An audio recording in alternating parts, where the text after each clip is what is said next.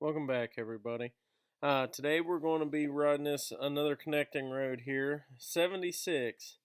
You can hit it. We hit it off 250 here, and rode it all the way back to Route 50. There, right outside of Bridgeport. It's a uh, nice windy road there, but it's roughly about 20 to 23 minutes and 16 miles long there. But yeah, I threw in this little video of the Phillipi covered bridge as I was actually taking my. I took the round trip there. I come down 57 there in the Phillipi out of Clarksburg and rode 76 back here. But this makes for a nice little circle ride there. Um, it was like a good afternoon ride. It's very enjoyable. Now this road here, it's like two different tales there. I've said before on the videos, anytime you got anything that goes overhead or crosses the road, always pay attention. I mean, even overpasses at points, there's always something underneath of them, or something ready to fall off of them. So the road on this end is it's good in spots, but it does get uh, patchy. I don't know about rough. At no point in time there's any real you know rough places to ride.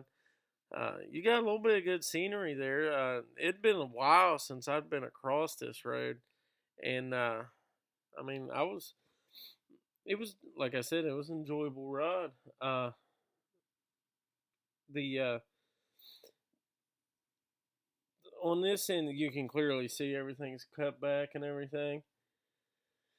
Uh, that's not the case on the whole road. Like I said, this road here is kind of like this side here, where I guess the mines and power plants, whatever those were, yeah, power plants where they're hauling and stuff. You can see that the road is patchy through here, and there's several places on this road that not construction, but they're doing. I think they're building like a well pad up here, and it's signed, and it's kind of their entrance is in a turn, and it's if they were actually working, it would, trucks pulling out of there, it could be a little dangerous. As you can see, the ditch lines there are up to the road. You're going to get washed right before that in the video there. That the mud was actually right against the line and stuff. Would I ride the white line on this road? No. Um, so if you got a group, I would hang off the white line just for a little bit of safety. There's not really a whole lot of traffic on this, but usually the people that you pass are just as surprised there's someone on this road as you are. So most of the time they're leaning towards the yellow line. Um, that might just been because every time I passed somebody there was a bad spot on their side or something. But I mean, no one was on my side or anything. It's just one of those roads where you kind of meander towards the center and drive. But it's still a nice little, if you don't take it every day, or if you just want to ride something, like say you are going to Phillipi, or want to take the long way to, over to the mountains, just jump on this road here, and it only adds, 8, 9 minutes, something like that. Especially on a bike, it could probably be rode faster, but I was kind of looking around and stuff. Now, this is another one. Other than the 40-second map video at the beginning, this is pretty much true time. Never cut anything or fast forwarded anything on this video, so this is another whole video. This is probably going to be the last one of these for a while, because every other route is hours long. Like I said, I have Route 2, pretty much right above Parkersburg, where it turns to 2 lane, all the way to Chester, West Virginia, at the very top of the state. That's 2 North. Um, that'll probably be 2 videos coming out pretty soon. Um, so I'll get those out. But that was a good ride right there if you're heading that way. Um, I think I just hit that state road culvert back there where they either leave her too low or 6 inches too high. I think there was a couple more on this road. I cannot remember now. It's been a couple weeks since I actually done this ride. Sorry, I got too many videos in a row. I did a lot of riding in like a short period of time.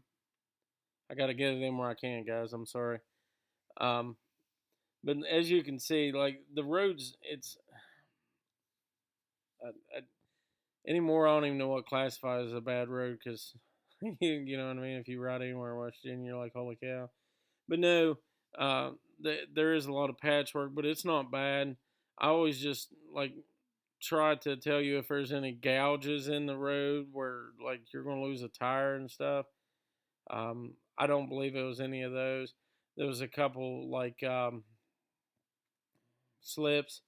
That's where the road's got like the big divot in it, and you know where it's going over the hill or something.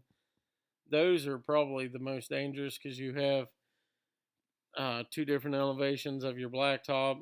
You're also falling in a hole and then coming back out of it, and some of them are. I've seen some of them that like have openings, so those I will definitely point out and do my best to let you know ahead of time.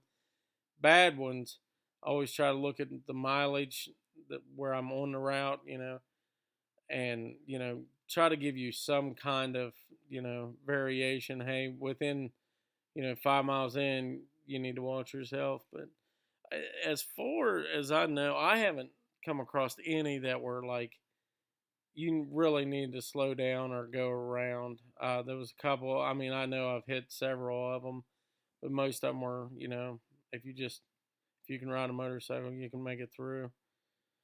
But you know, it is what it is. But yeah, these as you can see, I mean, is it as clean as some of the other roads? No, but they did go down through here and cut the shrubs back and stuff, and you got a lot of inlets, gravel inlets, and as you can see, people that live right on the road and stuff. So you're going to have stuff tracked into the road. just be just be mindful of that. Now, did I see a lot on the road? No, but it's one of those things. Takes one guy like pulling into his driveway, and when he takes off, he accidentally spins and puts rock on the road. Man, some 57 on blacktop on a bike is not cool. Puncture your tires. Now, I did. If you guys are keeping up with any kind of videos here, there was a little bit of gravel in this turn, and that's a funny Y in the road right there, in that big wide area right there.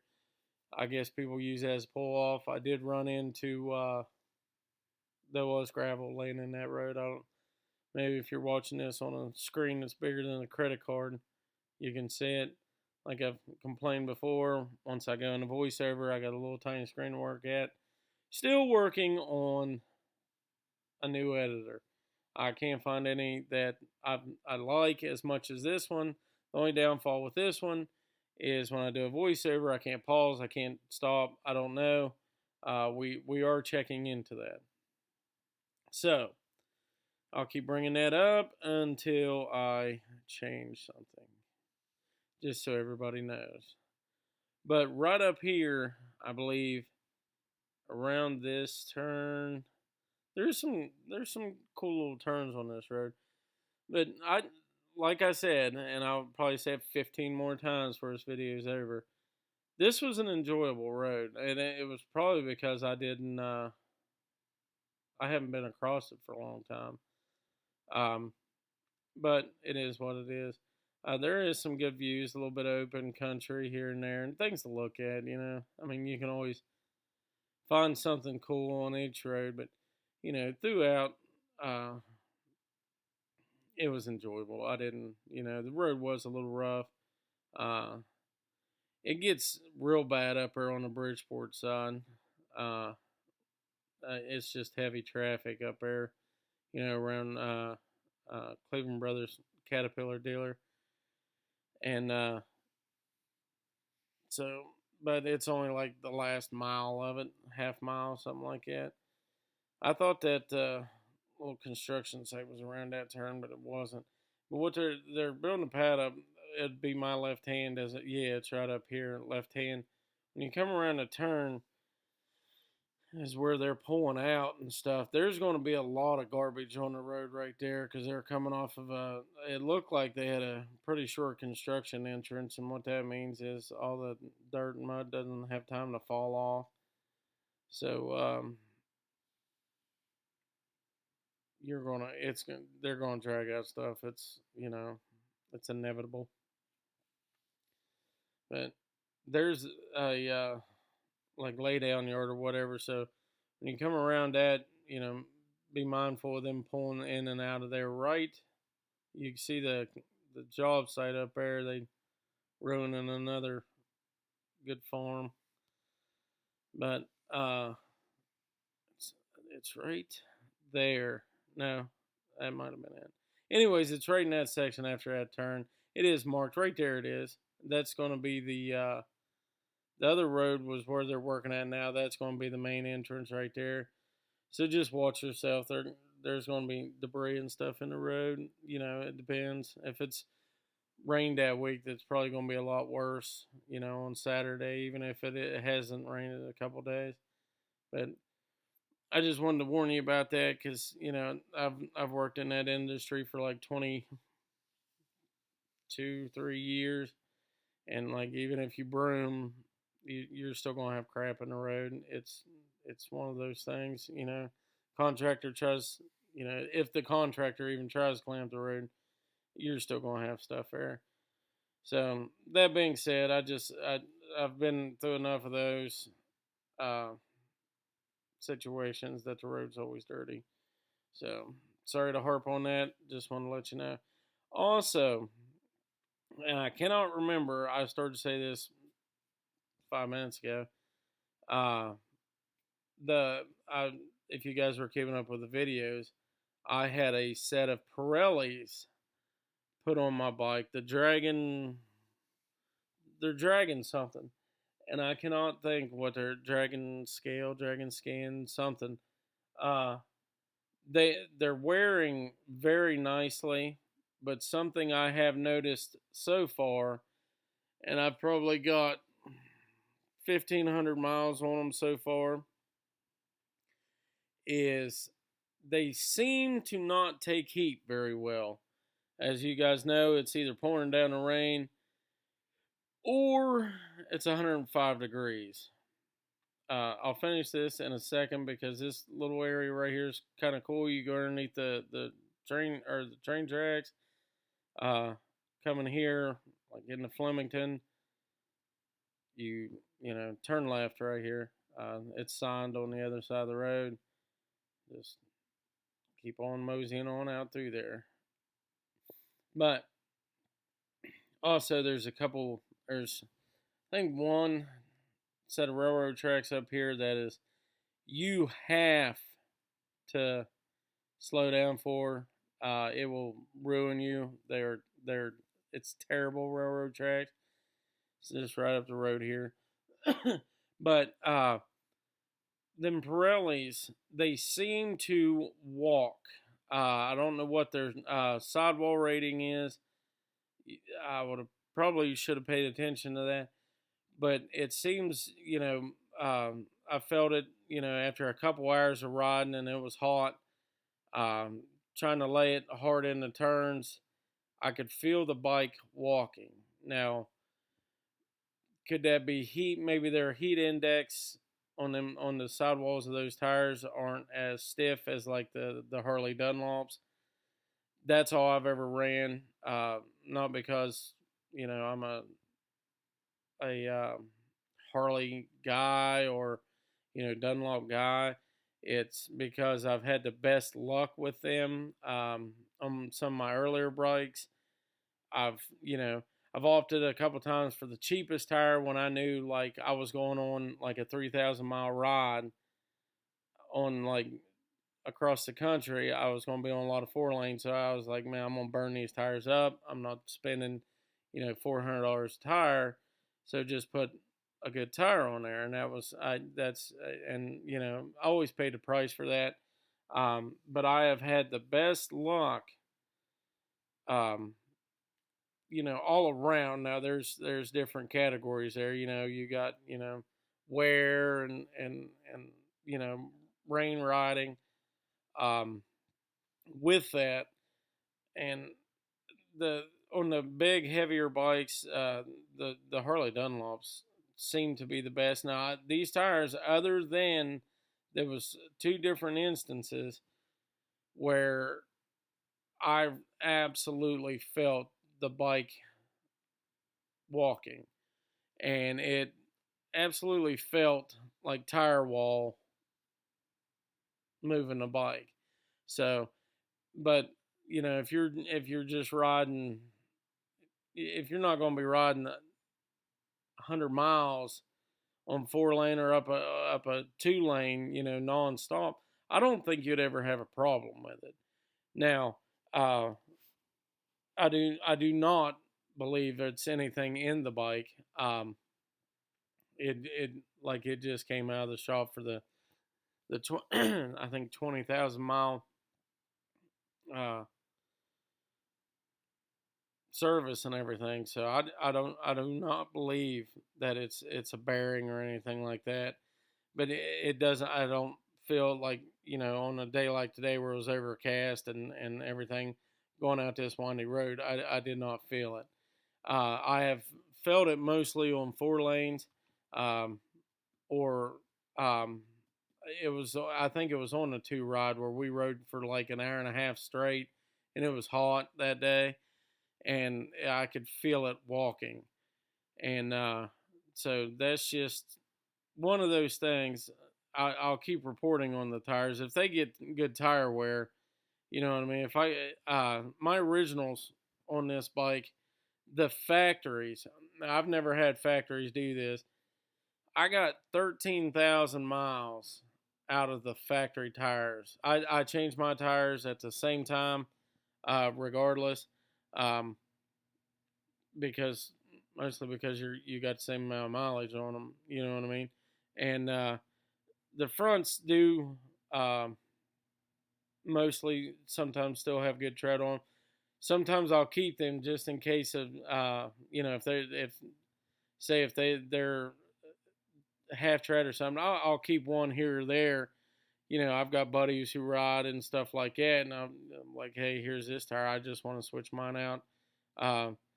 Do you have to do that? No, but I do, just because the way I ride and how much I ride. I mean, I can get up tomorrow and leave for like Missouri or something. So I usually try to keep my tires the same. Now, the last set I had on there were the Dunlops. I only got about 8.5, almost 9,000 miles on them, and I don't think there was.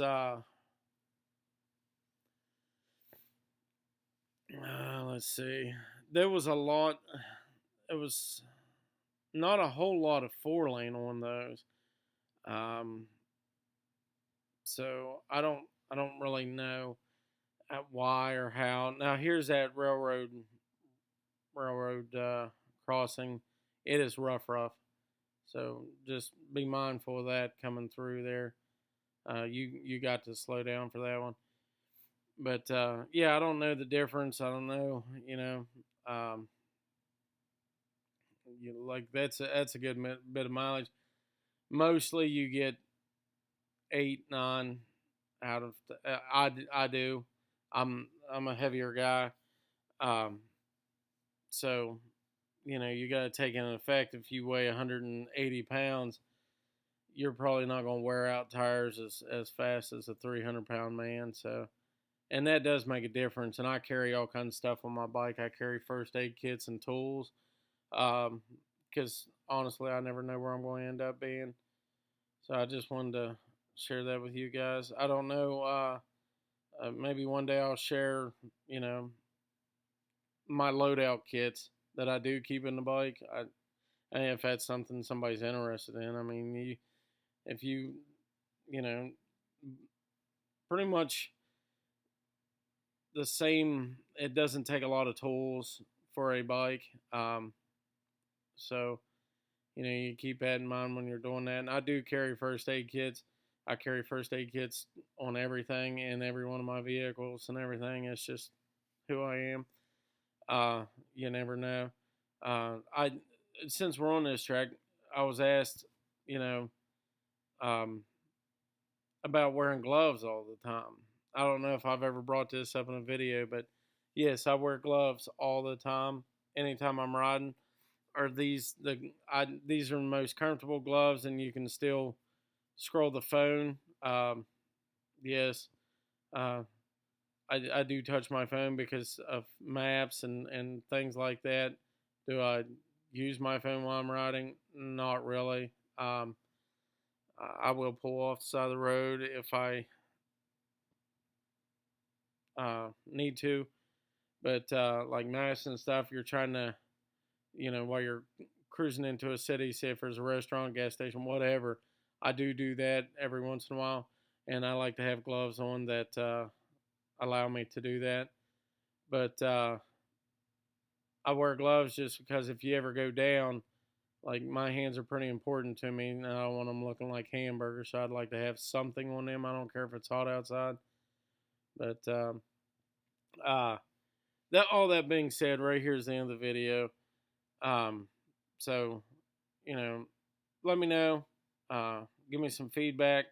Uh, I appreciate you guys watching and hanging out with me for 23 minutes here, listening to me ramble. All the way up through here, you're going to have a big truck and things like that pulling out. This road is extremely rough right here. Always watch yourself on this last bit of straightaway. But you guys be safe out there. I hope you enjoy the videos. Please like, share, and comment. And we'll see you on the next one here.